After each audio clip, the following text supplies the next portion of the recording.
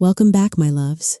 Today's story is about Maya, a sharp, quietly brilliant woman who spent 3 years making herself invisible so her boss could shine brighter.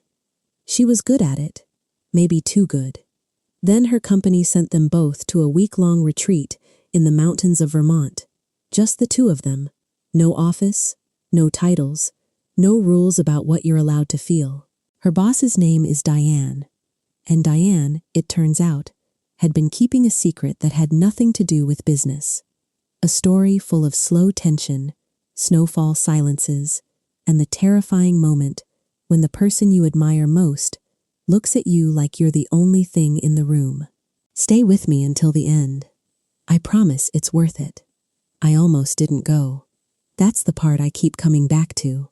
The version of me that almost said no. I had the excuse ready. Deadline, a project that needed finishing.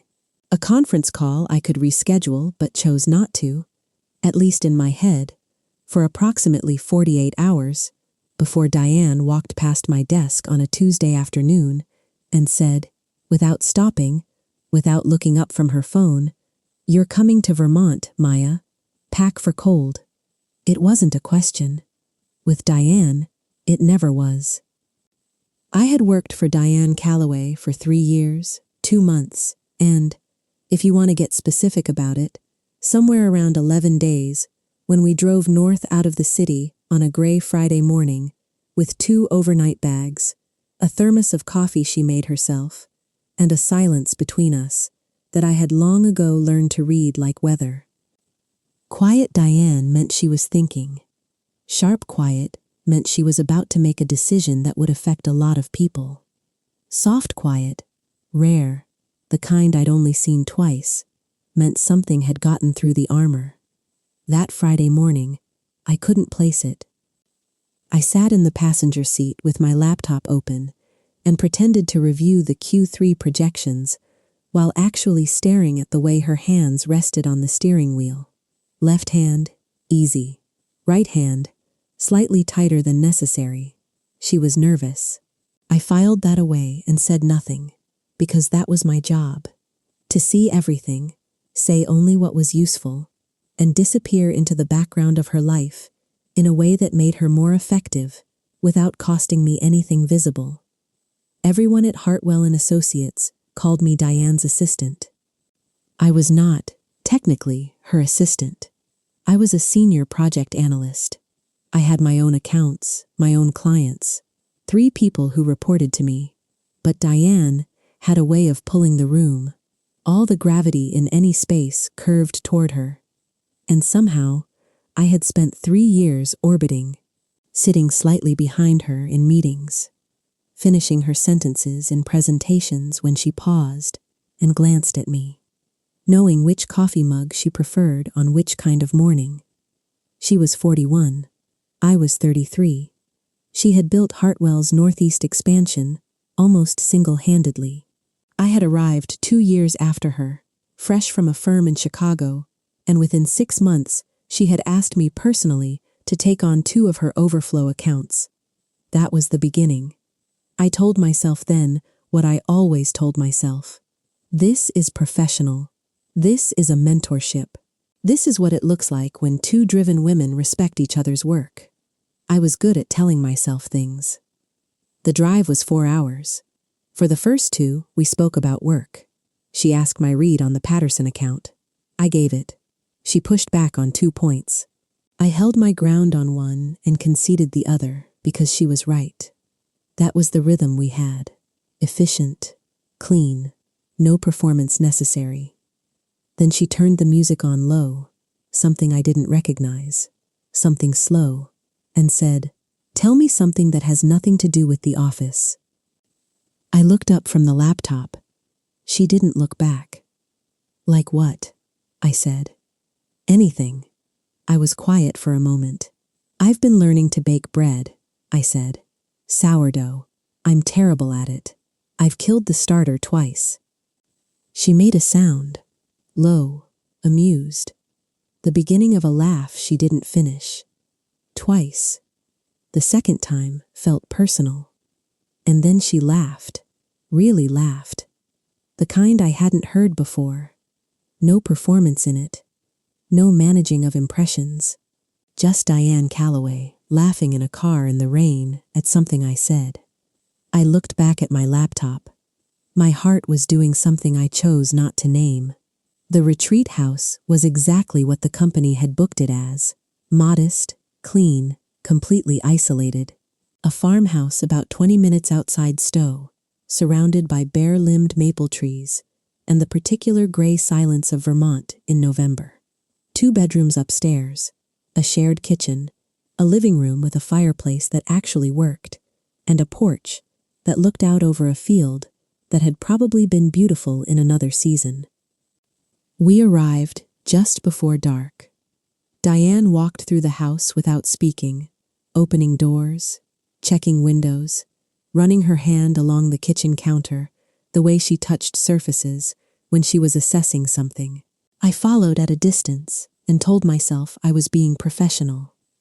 "I'll take the room on the left," she said finally, from the hallway. "You take the other." "Okay." She turned. "You cook?"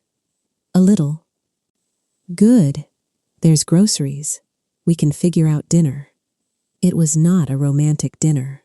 I want to be precise about that, because memory has a way of softening edges in retrospect, and I'm trying to tell this honestly. It was pasta from a box and a jar of sauce that Diane doctored with things she found in the cabinet. Dried basil, red pepper, a splash of wine from a bottle she'd brought, and we ate it at the kitchen table with our laptops open between us, because there was still work to discuss. But somewhere around 9 o'clock, she closed hers. I looked up. She was looking at the window. Snow had started falling. Early for the season, thin and tentative. The first real snow of the year. She was watching it with an expression I didn't have a category for. Not professional Diane. Not managing the room Diane. Something quieter. "Do you ever feel like—" she started, and then stopped. "Like what?" I asked. She shook her head slightly. "Nothing, never mind." I closed my own laptop. "You can say it," I said. I don't know why I said it. It wasn't my usual role. She looked at me then, directly. The way she looked at spreadsheets she was trying to understand. Fully, without flinching. "Do you ever feel like you built something very carefully, and then looked up one day and realized you built it facing the wrong direction?" The snow kept falling. "Yes," I said. "I think about that more than I should." She nodded slowly, as if I'd confirmed something. Then she stood, gathered her dishes, and said goodnight in the same tone she used to close meetings. I sat at the table for a long time after she was gone. The wrong direction. I turned the phrase over in my mind and tried to figure out why it had landed in my chest, like something that had been waiting for me to catch it. The next day was a full work day. Calls, documents, a long session reviewing the expansion model she'd been building for 6 months. I was useful. I was professional. I sat across from her at the farmhouse dining table and focused on what was in front of me. But I noticed things I'd been noticing for 3 years without naming them. The way she tucked one hand under her chin when she was reading something that interested her. The exact pitch her voice dropped to when she was about to say something she actually cared about, as opposed to something she needed to communicate.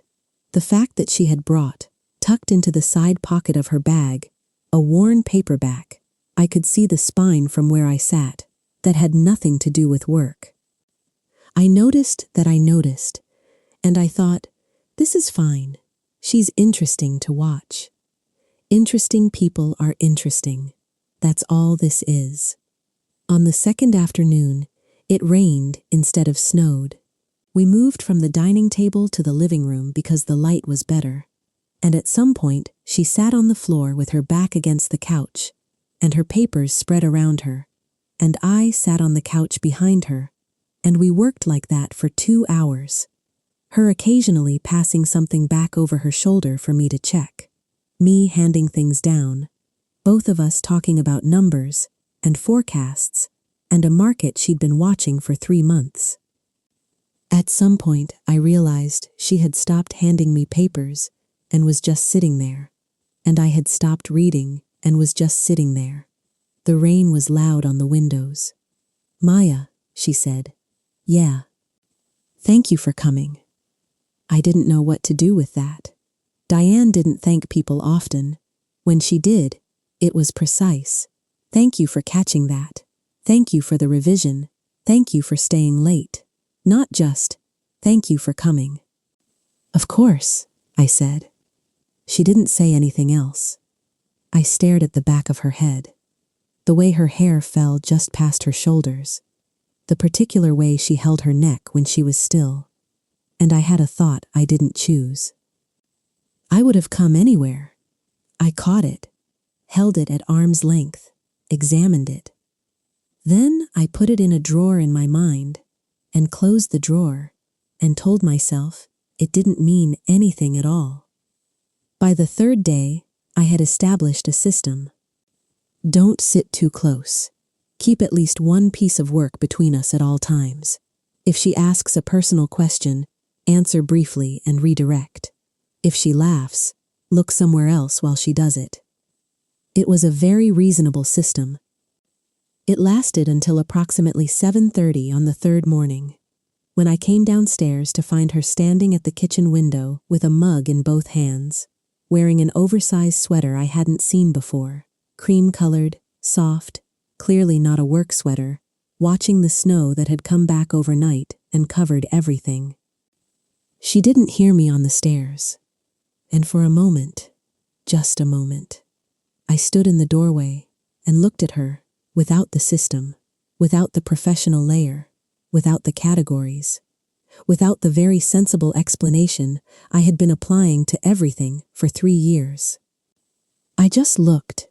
She was beautiful, not in the polished, composed way she was at the office, in a different way, a quieter way, the way someone is beautiful when they don't know anyone is watching. Then she turned. Some shift in the air, maybe, or just the awareness she always had, and saw me, and I had to become normal instantly, which I managed, mostly. "Morning," I said. "There's coffee," she said. "Made it strong." I crossed the kitchen and poured a cup and stood at the counter a careful distance from her, and we looked out the same window for a while without speaking, and I thought about what it would cost me to say, "I don't know what is happening to me." I didn't say it. We worked through the morning and into the afternoon.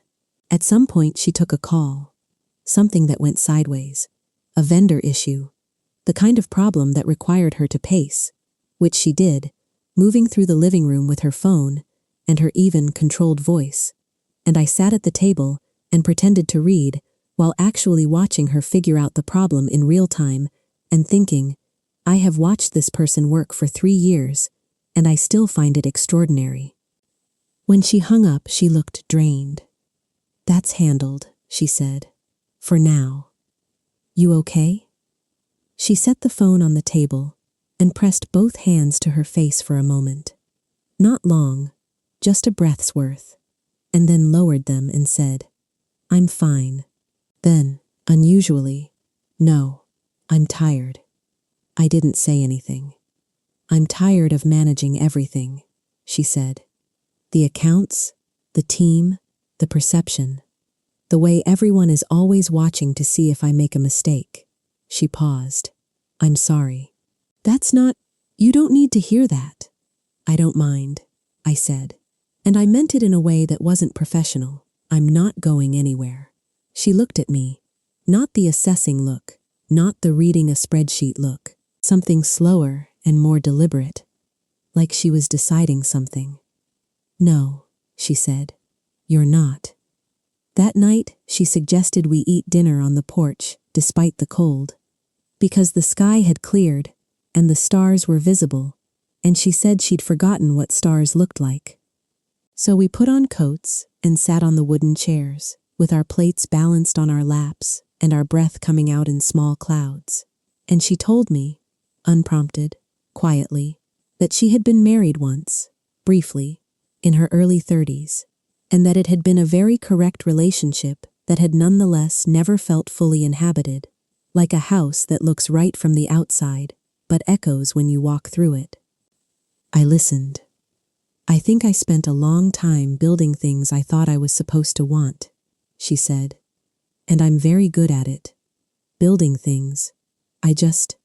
She stopped, looked at the sky. I'm not sure I ever asked myself the right question. I thought about what she had said in the car on the first day. The wrong direction. "What's the right question?" I asked. She was quiet for a long moment. "I don't know yet," she said, "but I think I'm getting closer to it." She glanced at me sideways then, and there was something in it, something I felt before I understood it, the way you feel a change in pressure before the storm arrives. I looked away. We went inside after that. She took our plates to the kitchen, and I heard the water running, and I stood in the living room and looked at the fire and tried to be reasonable with myself.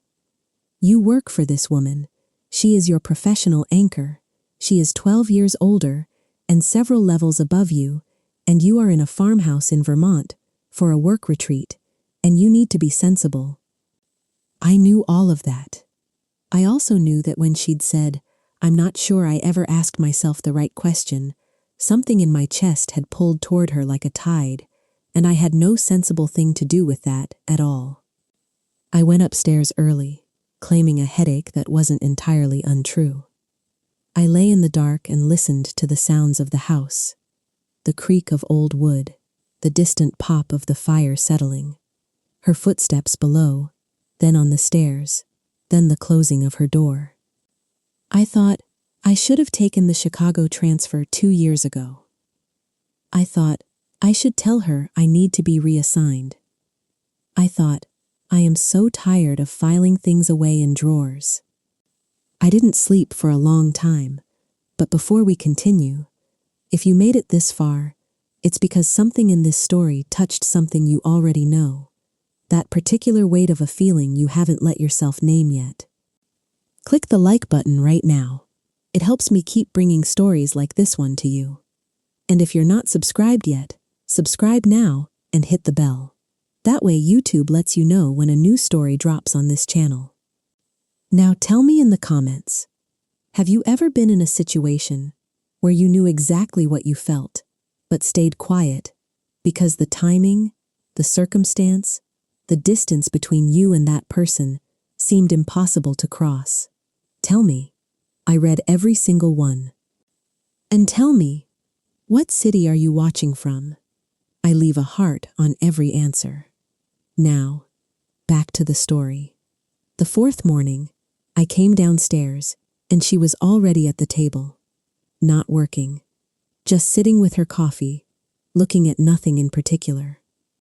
She looked up when I came in and she said, "I owe you an apology." I stopped. "Last night," she said, "on the porch, I said things that were, I put you in an odd position. You're here for work. I shouldn't have." "You didn't do anything wrong," I said. "I overstepped." "Diane, it came out more direct than I intended. You didn't overstep. You were honest with me. That's different." She held her mug in both hands and looked at me steadily. "I don't do that often," she said. "With people. I know. I do it with you." A pause. "I've noticed that I do it with you." The kitchen was very quiet. Outside, the snow had stopped, and the light was coming through the window in long, pale angles across the floor between us. I made myself stay still. "Why do you think that is?" I asked, and my voice was even. I was proud of how even it was. She set the mug down carefully. She looked at the table, then she looked at me. "I think," she said, slowly, "that you are the only person in my professional life, possibly in my life at all, who I am not performing for." I didn't breathe. "I don't know when that happened," she said. "I don't know what to do with it. But I think you should know." She paused. "I think you've known something, for a while, and been too careful to say it. And I think I've been too careful too. And I'm tired of being careful." There it was. Not an announcement, not a confession in big dramatic terms. Just a woman sitting across a kitchen table telling me she was tired of pretending not to feel something that had been building for a long time in a small space between two people who kept choosing work as their excuse to be near each other. I looked at her. I had been filing things in drawers for 3 years. I opened one. I drove to work an extra 15 minutes every day for a month, I said. Just so I'd arrive after you, so I wouldn't have to figure out what to do with myself in a quiet office waiting for you to get there. She didn't say anything. That was 2 years ago, I said. I've been managing it since then. Managing it, she repeated, and something changed in her voice. Not quite amusement, not quite pain, something that lived between them. Not well, I admitted. She breathed out, a long, quiet exhale, and she said, "Me neither." We looked at each other across the kitchen table, with all the light between us, and all the distance that was still real. The professional distance, the years, the title, the office we would return to in 3 days, and neither of us moved. But something settled. Not a solution, not a beginning exactly, just an acknowledgement. Two people finally agreeing out loud that the thing they had been pretending wasn't there, was, in fact, very much there, and it was terrifying, and it was the most honest I had felt in years. We drove back to the city on Sunday morning. The work was done, all of it, neatly packaged, ready to present on Monday. The retreat had been, by every measurable standard, a professional success. Diane said so herself when she compiled the summary notes. Her tone was even. Her hands on the wheel were steady. I sat in the passenger seat with my laptop closed this time, and the same silence as the drive up was between us, but it was not the same silence. It was heavier, and also, somehow, lighter. We stopped for coffee about an hour outside the city, a small place off the highway, the kind with mismatched chairs and a chalkboard menu. She ordered for both of us without asking, because she knew she had paid enough attention, for long enough, to know exactly how I take my coffee, and I had not told her, and she had never mentioned it, and that small fact sat in my chest like something warm and inconvenient. We drank our coffee at a table by the window. "What happens when we're back?" I said. It wasn't quite a question. She was quiet for a moment. "We go back to work." "I know that part." She wrapped both hands around her cup.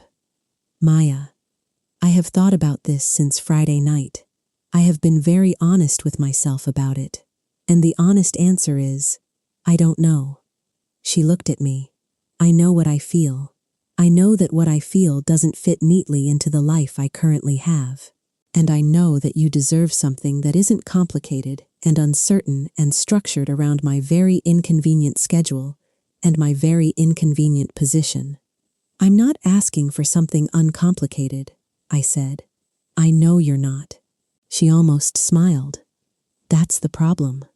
I looked out the window at the highway, at the gray morning world, at the cars going by full of people on their way somewhere that wasn't here.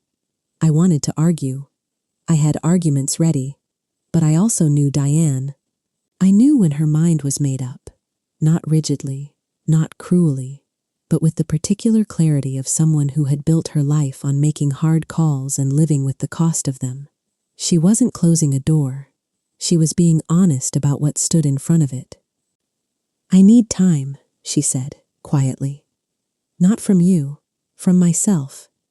There are things I need to understand about what I want, what I'm actually capable of, now, given everything I've built, and everything I've not let myself want." She paused. "I don't think that's fair to ask of you." "I'm not going anywhere," I said. A long silence. "I know," she said. "That's the other problem." She reached across the table, and her hand rested. Just for a moment, barely a second longer than it needed to, on top of mine. Not a gesture toward anything, not a promise, a fact. Then she picked up her coffee and we went back to the car. The last 2 hours of the drive we talked about the Patterson account. She asked my read. I gave it. She pushed back on one point. I held my ground. She was right, and I knew it, and I conceded, and she nodded, and the city appeared on the horizon like it always had, familiar and enormous and entirely unchanged. She dropped me at my building. I got my bag from the back seat. I stood on the sidewalk. She looked up at me through the passenger window with an expression I was only starting to learn the name for. Monday, she said. Monday, I said. I watched her drive away. Then I went upstairs, and I stood in my apartment in my coat. Not turning on a light, not moving, just standing in the quiet of my own space. And I felt something I had not expected, relief. Not the relief of resolution, the relief of truth. For 3 years I had managed this. Filed it, redirected it, dressed it up as professionalism, and kept it from taking up too much space in my chest. And now it had a name. Now I had said it out loud. Not everything, not in full sentences, but enough. And it had not destroyed anything. It had only cleared the air. I did not know what would come next. I knew Diane. I knew her rhythms and her silences, and the way her mind worked when she was deciding something important. I knew that she was, at that exact moment, driving back to her apartment on the other side of the city and thinking very carefully the way she thought about everything. I did not know what she would conclude, but I knew something had shifted in me that could not be unshifted. The version of me who drove 15 extra minutes to arrive after her, who sat in the back of her orbit and named it professional, who kept every feeling in a drawer with the drawer closed tight. That version had stayed in Vermont. I turned on the light. I went to the kitchen. I fed my sourdough starter, which was, miraculously, stubbornly, against all odds, still alive. It wasn't a metaphor. Or maybe it was. Either way, I kept it. Some things don't resolve on a Sunday evening. Some things take time. Real time. Honest time. The kind where you sit with yourself and stop pretending the drawers aren't full. I went to work on Monday. So did she. We were professional. We were excellent. The Vermont work was received well. No one knew anything. But something was different, and it was mine. If this story found something real in you, if you've ever held something quietly for too long and finally, carefully, let it have a little air, type saudade in the comments. That's how I'll know you made it to the end with me. And if you want to stay in this world, stories about the feelings we take the longest to name, click the video on your screen now. A big hug from me. Until the next story.